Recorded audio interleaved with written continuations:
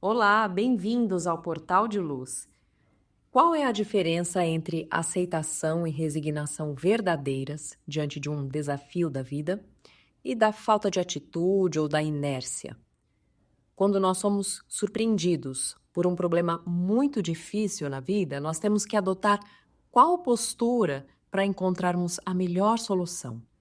Será que resignação é o mesmo que inércia? O que nos recomenda o Espiritismo?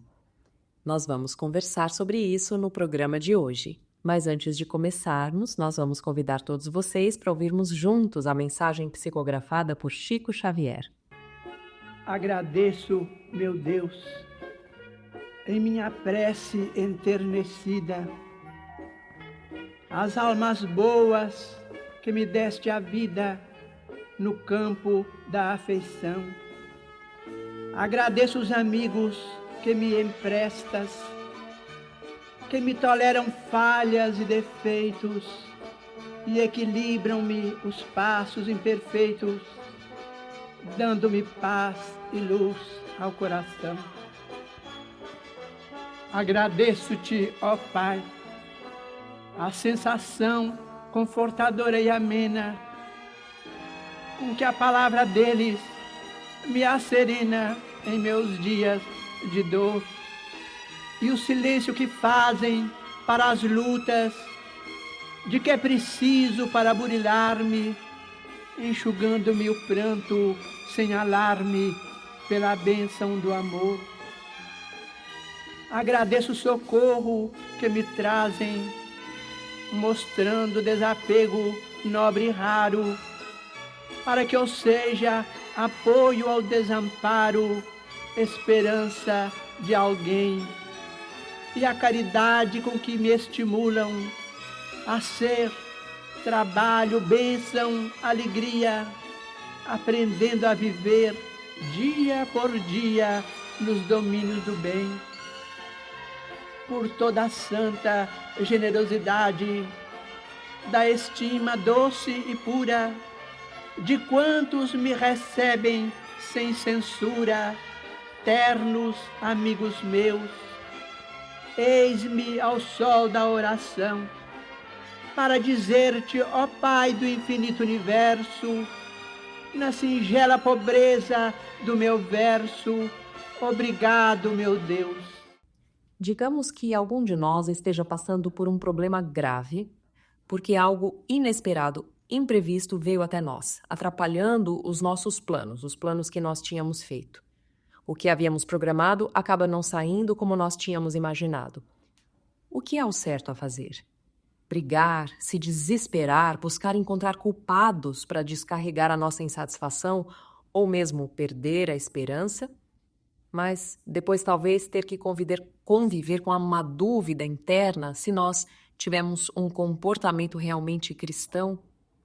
Ou o caminho melhor seria aceitar esses imprevistos, perdoar quem quer que seja, que parece mais coerente com os ensinamentos do Evangelho, porém que poderia nos deixar com um certo sentimento de que nós estamos em desvantagem aos olhos do mundo.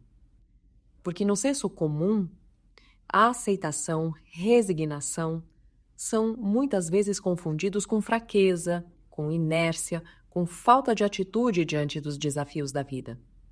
E, na verdade, se nós formos pensar na nossa vida em geral, em tantas situações que acontecem no nosso dia a dia, as provações, as doenças que nos debilitam, as pequenas contrariedades pelas quais nós passamos, os reveses da vida, como nós dizemos, o que é correto a fazer nessas situações?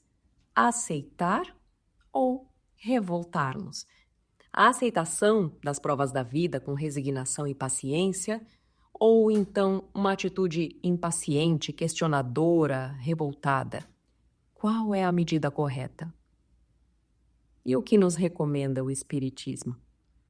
No capítulo 5 do Evangelho segundo o Espiritismo, Bem-aventurados os aflitos, nós temos o texto que se chama Motivos da Resignação. E ele diz assim: por essas palavras, bem-aventurados os aflitos, pois que serão consolados, Jesus aponta a compensação que hão de ter os que sofrem e a resignação que leva o padecente a bendizer o sofrimento, como um prelúdio da cura.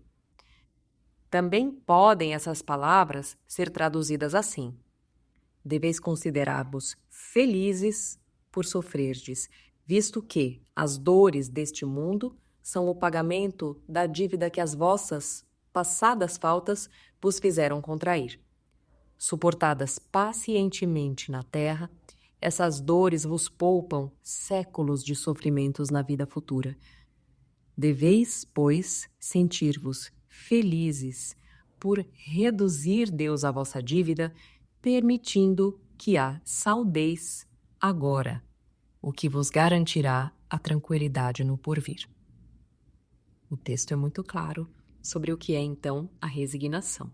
E ele continua assim: se murmurarmos nas aflições, se não as aceitarmos com resignação e como algo que devemos ter merecido, se acusarmos a Deus de ser injusto, nova dívida contraímos, que nos faz perder o fruto que devíamos colher daquele sofrimento. Então, resignação no seu sentido mais profundo é uma postura consciente de aceitação daquela provação e mesmo de agradecimento por ter a oportunidade de aprender aquela lição que era necessária. Portanto, resignação, aceitação não são inércia. Eles são fruto de uma postura ativa, resiliente, cheia de fé. Não é fraqueza, não é apatia, não é desânimo, é a fé posta em ação. Portanto, se a dificuldade veio até nós, imprevistos, dores, mudando os planos tão felizes que nós havíamos feito antes, sermos resignados significa avançarmos em paz, confiantes, com aceitação, buscando compreender que aquela provação tem uma finalidade útil. Aquele acontecimento é para o nosso bem.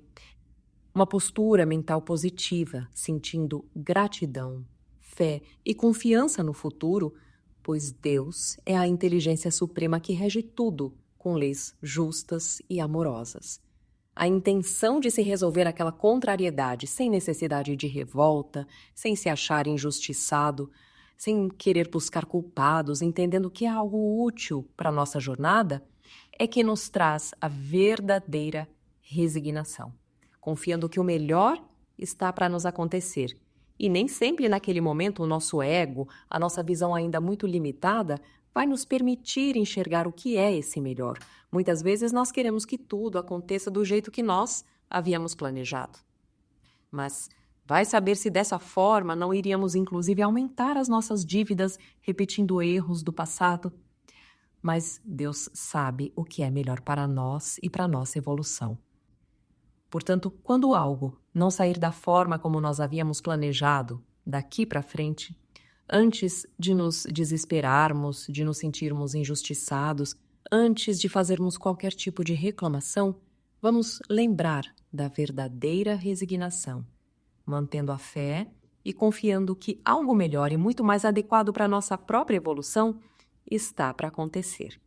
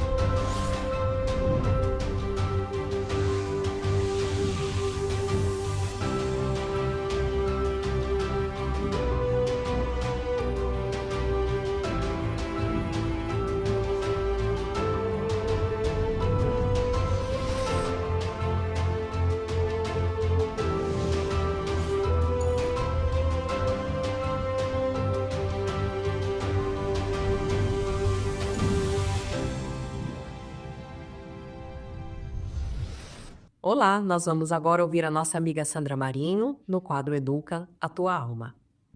Olá, queridos amigos, queridas amigas.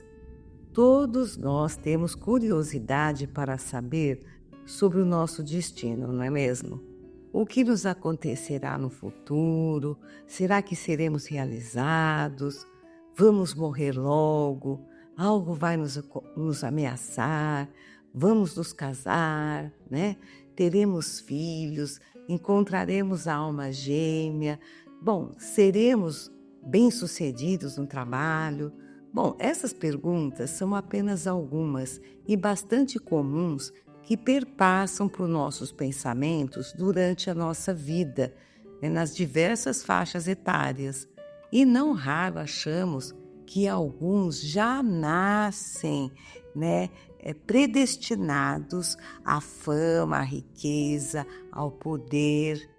Vemos muitos assumirem o pódio e achamos que isto já estava escrito na expressão árabe maktub.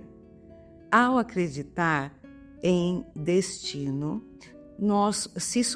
supõe-se que exista. Ao acreditar em destino, supõe-se que exista a fatalidade, ou seja, está tudo condicionado a algo inevitável que fatalmente irá acontecer. Quem quiser conhecer o que nos diz os espíritos a respeito disso, leiam as questões 851 e 860 do Livro dos Espíritos, que discorrem exatamente sobre fatalidade. Na questão 860, fica claro que não existe fatalidade, já que o que vai determinar, o que determina o que vai nos acontecer são as nossas ações no presente.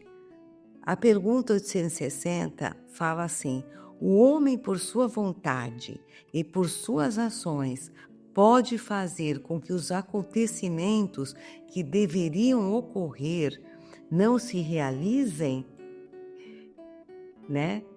E vice-versa? A resposta: pode, se esse aparente desvio puder se encaixar na vida em que ele escolheu. Depois, para fazer o bem como deve ser e como é o único objetivo da vida. Então, num primeiro plano, até pode parecer, que está relacionado à nossa projeção inicial da encarnação. Mas depois, para fazer o bem como deve ser, o nosso objetivo de vida, a pessoa, ele continua respondendo: ele, o homem, pode impedir o mal, sobretudo aquele que possa contribuir para um mal maior.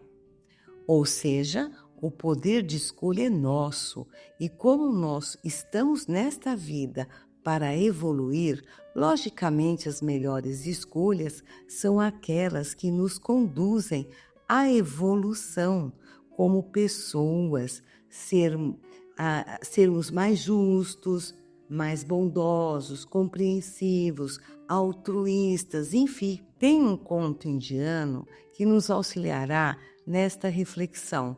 O título é exatamente O Destino. Então vamos lá. Diz que havia numa floresta na Índia um monge que era capaz de prever o futuro. Muitas pessoas o procuravam para ouvir as suas previsões.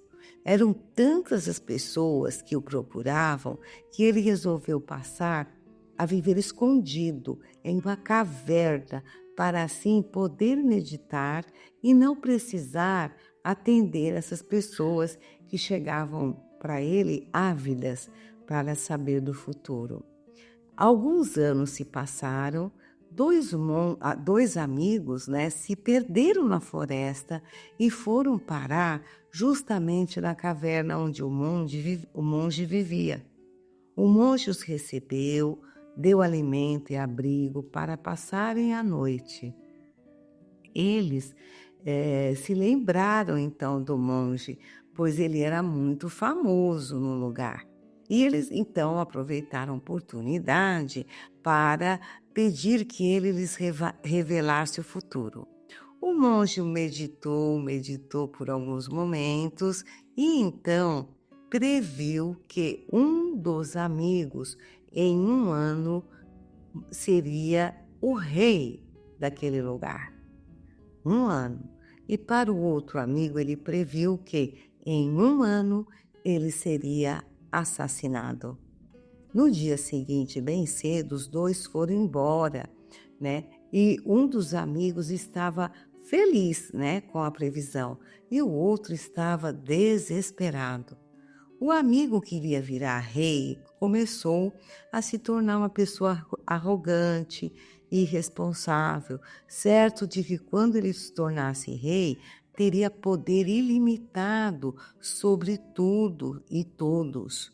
O amigo que iria morrer começou a repensar a sua vida, decidiu ser a melhor pessoa que pudesse ser para deixar uma boa lembrança aos seus familiares e amigos. Um ano se passou e os dois se encontraram e decidiram fazer um passeio pela floresta. Enquanto andavam, o amigo que se tornaria um rei tropeçou em um vaso e, quando o pegou, viu que este estava assim cheio de ouro. Ele ficou feliz, começou a cantar e dançar, já sentindo, a sua boa sorte começar. Sua empolgação chamou a atenção de um bandido que passava por perto. Ao tentar assaltá-lo, o amigo tentou defendê-lo e acabou levando uma facada no ombro. O bandido acabou fugindo e os dois voltaram à cidade onde viviam. Meses se passaram e um deles não se tornou rei e o outro não foi assassinado. Os dois resolveram voltar até o monge para saber o que tinha acontecido. O monge meditou e falou para o homem que seria rei. Suas ações arrogantes e irresponsáveis fizeram seu destino mudar e sua sorte foi reduzida a um pote de ouro. Depois disso, o monge falou para o outro homem. Suas ações bondosas fizeram seu destino mudar e o seu assassinato foi reduzido a uma facada no ombro. O nosso destino, completou ele, muda conforme nossas ações. Não se prendam a previsões, e sim tentem ser as melhores pessoas que puderem, e todo o seu destino será favorável. Bom, gente, nem preciso falar mais nada, né? A história super oportuna, uma história bela e que diz tudo que nós precisamos ouvir. Um grande abraço e até o próximo encontro. E agora nós vamos ouvir o nosso amigo Maida com o Momento Doutrinário. Olá, amigas e amigos, como sempre, é muito bom estarmos juntos em mais um Momento Doutrinário. Hoje convidamos a todos para finalizarmos as reflexões sobre o tema Guerras, por que acontecem? Cujos esclarecimentos foram nos trazidos pelos espíritos da codificação espírita, conforme consta no O Livro dos Espíritos, questões 742 até 745. E também o espírito Miramês traz-nos esclarecimentos a respeito de cada questão através da psicografia de João Nunes Maia no livro Filosofia Espírita. Hoje vamos à questão final a respeito, é a questão 745. O que pensar daquele que provoca a guerra em seu proveito? esse é o verdadeiro culpado e precisará de muitas reencarnações para expiar todas as mortes que causou. Porque responderá por todo homem cuja morte tenha causado, para satisfazer a sua ambição. E o espírito miramês complementa estas colocações dizendo: os países que suscitam guerras para proveito próprio são os grandes culpados e responderão pelos desastres que provocarem e dos flagelos que torturam os povos. Dizia Jesus: é necessário que haja o escândalo, mas ai daquele que provocar o escândalo. A ambição quase sempre, meus amigos e amigos, continua o espírito miramês, é o motivo dos países famintos por dinheiro e bens materiais. Aqueles que perdem a guerra, além da derrota e muitas perdas, ainda são surrupiados pelos vencedores, sofrendo expoliações de todos os tipos. Por simples conveniência, os opressores acham que devem fazer justiça pelas próprias mãos com os seus semelhantes, os quais já sofrem muitas necessidades. Jesus, há mais de 2000 anos, já preveniu os intérpretes da lei de Deus o que poderia ocorrer com eles, conforme Lucas anotou no capítulo 11, versículo 46. Mas Jesus respondeu: ai de vós também, intérpretes da lei, porque sobrecarregais os homens com fardos superiores às suas forças, mas vós mesmos nem com um dedo os tocais. Eis o que fazem os países chamados desenvolvidos, a que chamamos de opressores. Eles sobrecarregam os ombros dos países pobres, colocando-lhes fardos pesados, mas nem com o dedo querem tocá-los. São os grandes culpados dos flagelos acontecidos. Não sabem eles o preço que deverão pagar, porque a natureza lhes responderá dentro da justiça de Deus. Assim pode ocorrer também com os homens. A lei nos diz que ninguém oprime sem ser oprimido. Ninguém persegue sem ser perseguido. Tudo o que damos, recebemos de retorno. Muitos são os que fazem guerras exteriores e muitos são aqueles que fazem guerras interiores, que suscitam flagelos íntimos que são bem piores. Jesus veio nos ensinar como obtermos paz, deixando para a humanidade o remédio para todos esses males. O Evangelho. Não queiramos ser os culpados da desarmonia entre os povos e os seres que os acompanham. Conservemos essa postura ante o Cristo de Deus, procurando Jesus e nos fazendo entendidos dos seus preceitos, vivendo-os no dia a dia, para que passem as tempestades e surja a bonança em nosso caminho. Os homens que suscitam guerras escrevem no livro da vida seus delitos para com a sociedade. Lhes custará muito caro o reparo, talvez muitas experiências na terra ou em outros mundos piores que ela, em duras expiações em que a consciência vai se revelando para que possamos, por misericórdia, não nos revoltarmos contra a vida e, às vezes, contra o próprio Criador. Provocar guerra para proveito próprio é incorrer em perigo desastroso. E continua o espírito Miramês.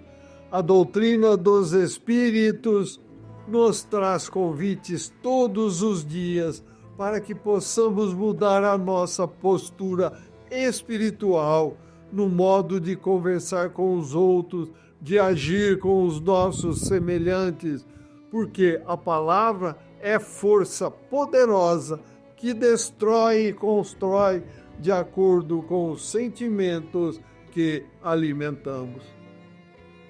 É por isso que Jesus é o nosso mestre incomparável. Ele é o educador do verbo em todas as situações. E o espírito Miramês conclui suas colocações. Não sejamos os grandes, nem mesmo os pequenos culpados.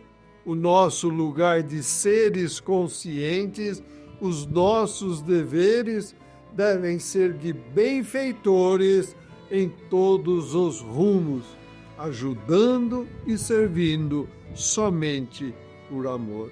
Amigas e amigos, estas explanações feitas pelos espíritos da codificação e pelo espírito Miramês deixam bem claro que então o que temos que fazer, como repetimos constantemente, é trabalhar, trabalhar, trabalhar, sempre em consonância com os ensinamentos e exemplos do nosso mestre, modelo e guia da humanidade, Jesus, para evitarmos as guerras e dissensões entre povos e pessoas. E mais, para que um dia tenhamos mérito de nos reaproximarmos desta grandiosidade que nos criou Deus. Pois Ele nunca nos negou e jamais negará e não nega a cada um de nós a oportunidade do crescimento moral e espiritual. Só o que temos que fazer é sempre agradecer pelas belas oportunidades que dele sempre recebemos. Amigas e amigos, agradecemos a todos pela companhia e os convidamos para que continuem a acompanhar o Portal de Luz e que compartilhem esses nossos estudos nas redes sociais. Desejamos muita saúde, paz, equilíbrio e amor no coração. Até o próximo encontro. Boas reflexões. Fiquem com Deus. Forte abraço. Muito obrigado, meus amigos. Estamos encerrando por aqui e se você gostou do nosso conteúdo, curta esse vídeo, compartilhe o link com seus amigos, com a sua família, porque isso vai ajudar a divulgar a mensagem espírita de amor e de esperança para cada vez mais pessoas. Muito obrigada e até a próxima.